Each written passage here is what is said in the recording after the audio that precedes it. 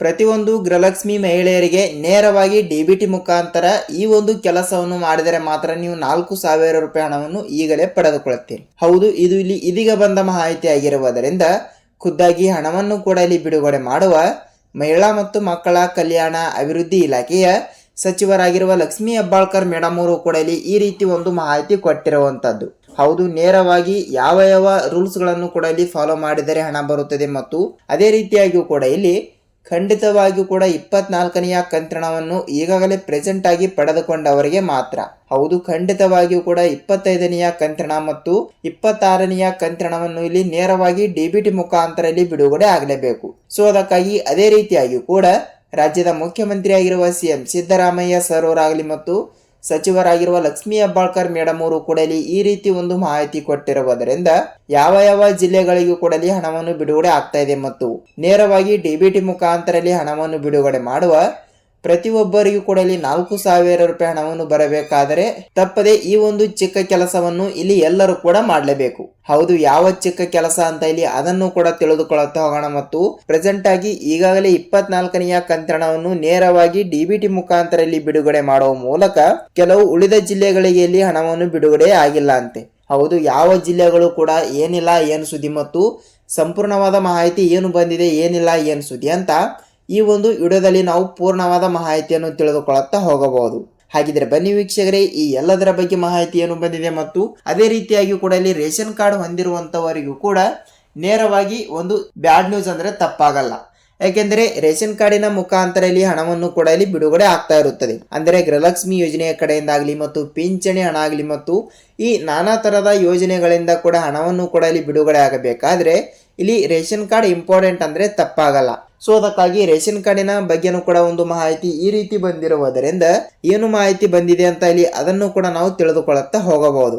ಹಾಗಿದ್ರೆ ನೋಡಿ ವೀಕ್ಷಕರೇ, ತಪ್ಪದೆ ಈ ಒಂದು ಮಾಹಿತಿ ನಿಮಗೆ ತುಂಬಾ ಇಂಪಾರ್ಟೆಂಟ್ ಅಂತಾನೆ ಹೇಳಬಹುದು. ಹೌದು, ಅದಕ್ಕಿಂತ ಮುಂಚೆ ಇಲ್ಲಿ ನೋಡಿ, ವಿಡಿಯೋನ ಸ್ಟಾರ್ಟ್ ಮಾಡೋಕ್ಕಿಂತ ಮುಂಚೆ ನೀವೇನಾದ್ರೂ ಮೊದಲ ಬಾರಿಗೆ ನಮ್ಮ ಚಾನಲ್ಗೆ ಹೊಸಬರಾಗಿದ್ದರೆ ತಪ್ಪದೆ ಚಾನಲ್ಗೆ ಸಬ್ಸ್ಕ್ರೈಬ್ ಮಾಡಿ ಮತ್ತು ಪಕ್ಕದಲ್ಲಿರುವ ಬೆಲ್ ಐಕನ್ ಕೂಡ ನೀವು ಕ್ಲಿಕ್ ಮಾಡಬಹುದು. ಯಾಕೆಂದ್ರೆ ನಾವು ಪ್ರತಿಯೊಂದು ಹೊಸ ಬಿಡ್ತಾನೆ ಇರ್ತೀವಿ ದಿನನಿತ್ಯ. ಅದನ್ನು ಕೂಡ ಇಲ್ಲಿ ಖಂಡಿತವಾಗಿಯೂ ಕೂಡ ನಿಮಗೆ ಸಂಪೂರ್ಣವಾದ ಮಾಹಿತಿ ತಿಳಿಯುತ್ತಾ ಹೋಗುತ್ತದೆ. ಅಂದ್ರೆ ಗೃಹಲಕ್ಷ್ಮಿ ಯೋಜನೆ ಕಡೆಯಿಂದ ಇವತ್ತು ಏನು ಬಂದಿದೆ ಅಪ್ಡೇಟ್ ಅಂತ ಇಲ್ಲಿ ಎಲ್ಲರೂ ಕೂಡ ವಿಡಿಯೋನ ನೋಡುವವರಿಗೂ ಕೂಡ ಸಂಪೂರ್ಣವಾದ ಮಾಹಿತಿ ತಿಳಿಯುತ್ತಾ ಹೋಗುತ್ತದೆ ಅಲ್ವಾ. ಅದಕ್ಕಾಗಿ ಖಂಡಿತವಾಗಿಯೂ ಕೂಡ ವಿಡಿಯೋನ ಇಷ್ಟವಾದರೆ ಮಾತ್ರ ಒಂದೊಂದು ಲೈಕ್ ಮಾಡಬಹುದು ಮತ್ತು ನೀವು ಹೈಪ್ ಕೂಡ ಮಾಡಬಹುದು. ಹಾಗಿದ್ರೆ ಬನ್ನಿ ವೀಕ್ಷಕರೇ, ತಡಕ್ಕೆ ಈ ಎಲ್ಲದರ ಬಗ್ಗೆ ಮಾಹಿತಿ ಏನು ಬಂದಿದೆ ಅಂತ ನಾವು ತಿಳಿದುಕೊಳ್ಳುತ್ತಾ ಹೋಗೋಣ.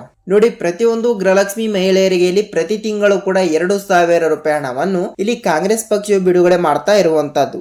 ಕಾಂಗ್ರೆಸ್ ಪಕ್ಷವು ಬಿಡುಗಡೆ ಮಾಡಿರುವ 5 ಗ್ಯಾರಂಟಿ ಯೋಜನೆಗಳಲ್ಲಿ ಇಲ್ಲಿ ಅತಿ ಸದ್ದು ಮಾಡುವ ಯೋಜನೆ ಮತ್ತು ಗೃಹಲಕ್ಷ್ಮಿ ಯೋಜನೆಯ ಕಡೆಯಿಂದ ಪ್ರತಿಯೊಬ್ಬರಿಗೂ ಕೂಡ 2,000 ರೂಪಾಯಿ ಹಣವನ್ನು ಪ್ರತಿ ತಿಂಗಳು ಕೂಡ ಬಿಡುಗಡೆ ಆಗಲೇಬೇಕು.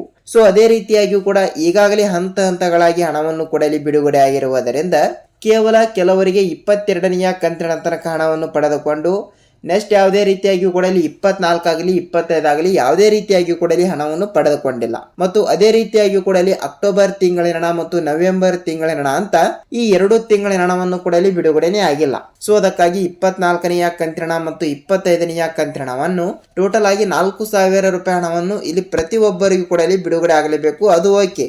ರಾಜ್ಯದ ಮುಖ್ಯಮಂತ್ರಿ ಆಗಿರುವ ಸಿಎಂ ಸಿದ್ದರಾಮಯ್ಯ ಸರ್ ಅವರಾಗಲಿ ಮತ್ತು ಮಹಿಳಾ ಮತ್ತು ಮಕ್ಕಳ ಕಲ್ಯಾಣ ಅಭಿವೃದ್ಧಿ ಇಲಾಖೆಯ ಸಚಿವರಾಗಿರುವ ಲಕ್ಷ್ಮೀ ಹೆಬ್ಬಾಳ್ಕರ್ ಮೇಡಮ್ ಅವರಾಗಲಿ ಮತ್ತು ಅದೇ ರೀತಿಯಾಗಿಯೂ ಕೂಡ ರಾಜ್ಯದ ಉಪಮುಖ್ಯಮಂತ್ರಿ ಆಗಿರುವ DK ಶಿವಕುಮಾರ್ ಸರ್ ಅವರು ಕೂಡ ಇಲ್ಲಿ ಈ ರೀತಿ ಒಂದು ಮಾಹಿತಿ ಕೊಟ್ಟಿರುವಂತದ್ದು. ಹೌದು, ನೇರವಾಗಿ ಏನು ಮಾಹಿತಿ ಕೊಟ್ಟಿದ್ದಾರೆ ಮತ್ತು ಗೃಹಲಕ್ಷ್ಮಿ ಯೋಜನೆಯ ಕಡೆಯಿಂದ ಪ್ರೆಸೆಂಟ್ ಆಗಿ ಈಗಾಗಲೇ 24ನೆಯ ಕಂತಿನವನ್ನು ನೇರವಾಗಿ ಪ್ರತಿಯೊಬ್ಬರು ಕೂಡ ಇಲ್ಲಿ ಪಡೆದುಕೊಂಡಿರುವುದರಿಂದ ಈಗಾಗಲೇ ಇಲ್ಲಿ ಜಿಲ್ಲೆಗಳ ಬಗ್ಗೆನೂ ಕೂಡ ನೀವು ಕೇಳ್ತಾ ಇರ್ತೀರಿ. ಏನೆಂದರೆ ಸರ್, ನಮ್ಮ ಜಿಲ್ಲೆಗೆ ಏಕೆ ಹಣ ಬಂದಿಲ್ಲ ಮತ್ತು ನಮ್ಮ ಖಾತೆಗಳಿಗೂ ಕೂಡ ಏಕೆ ಹಣ ಬಂದಿಲ್ಲ ಅಂತ ನೀವು ನಮಗೆ ಕೇಳಬಹುದು.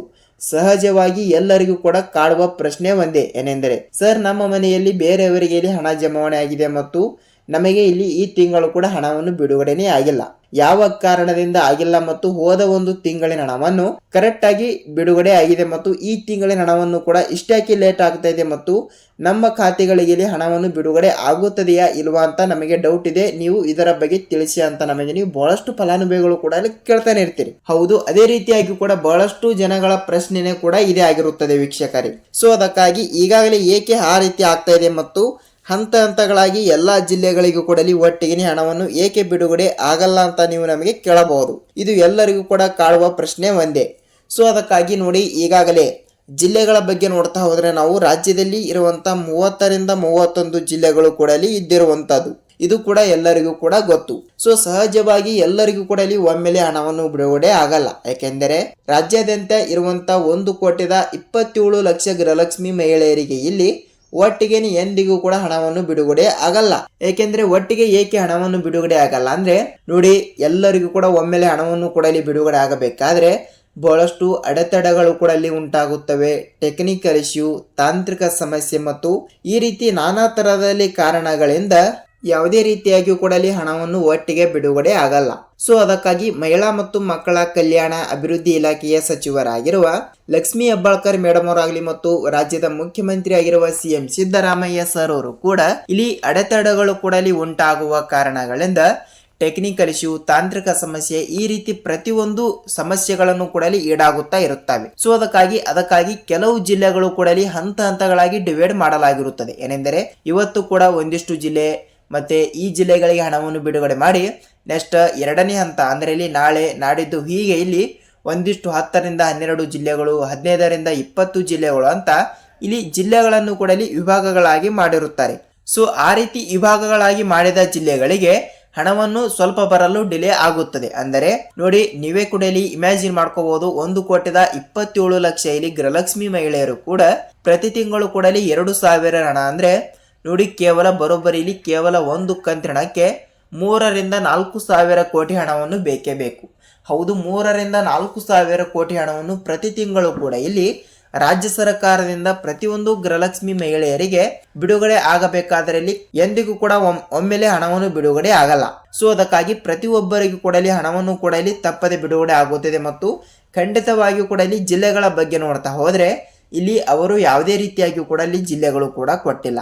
ರಾಜ್ಯಾದ್ಯಂತ ಇರುವಂತ ಪ್ರತಿಯೊಂದು ಜಿಲ್ಲೆಗಳು ಅಂತ ಕನ್ಸಿಡರ್ ಆಗ್ತಾ ಇರುವುದರಿಂದ ನೇರವಾಗಿ ತಪ್ಪದೆ ಎಲ್ಲರೂ ಕೂಡ ಹಣವನ್ನು ಪಡೆದುಕೊಳ್ಳುತ್ತಾ ಹೋಗುತ್ತೀರಿ. ನಿಮ್ಮ ಜಿಲ್ಲೆನೂ ಕೂಡ ಒಂದು ಆಗಿರುತ್ತದೆ ಮತ್ತು ಬೇರೆದವರು ಕೂಡ ವಿಡಿಯೋನ ನೋಡ್ತಾ ಇದ್ದಾಗ ಇಲ್ಲಿ ಅವರ ಜಿಲ್ಲೆಗಳಿಗೂ ಕೂಡ ಒಬ್ಬರಿಗೆ ಬಂದಿರುತ್ತದೆ ಮತ್ತು ಇನ್ನು ಕೆಲವರಿಗೆ ಹಣನೇ ಬಂದಿರಲ್ಲ. ಸೊ ಹಾಗೆ ಏಕೆ ಆಗುತ್ತದೆ ಅಂತ ನೀವು ಕೇಳ್ತಾ ಇದ್ರೆ ನೋಡಿ ವೀಕ್ಷಕರಲ್ಲಿ, ಹಂತ ಹಂತಗಳಾಗಿ ಹಣವನ್ನು ಬಿಡುಗಡೆ ಮಾಡುತ್ತಾರೆ. ಇವತ್ತು ಕೂಡ ಇಷ್ಟು ಪರ್ಸೆಂಟೇಜ್ ಹಣ ಅಂದ್ರೆ ಇಲ್ಲಿ 5 ಲಕ್ಷ ಅಂದ್ರೆ 10 ಲಕ್ಷ 15 ಲಕ್ಷ ಈ ರೀತಿ ಇಷ್ಟು ಗೃಹಲಕ್ಷ್ಮಿ ಮಹಿಳೆಯರಿಗೆ ಈ ರೀತಿ ಹಂತ ಹಂತಗಳಾಗಿ ಹಣವನ್ನು ಬಿಡುಗಡೆ ಆಗ್ತಾ ಇರುವುದರಿಂದ ಪ್ರತಿಯೊಬ್ಬರಿಗೂ ಕೂಡ ಇಲ್ಲಿ ತಪ್ಪದೆ ಹಣವನ್ನು ಬಿಡುಗಡೆ ಆಗ್ತಾ ಇರುವಂತದ್ದು. ಈ ರೀತಿ ಪ್ರತಿಯೊಬ್ಬರಿಗೂ ಕೂಡ ಇಲ್ಲಿ ತಪ್ಪದೆ ಹಣವನ್ನು ಬಿಡುಗಡೆ ಆಗುತ್ತದೆ.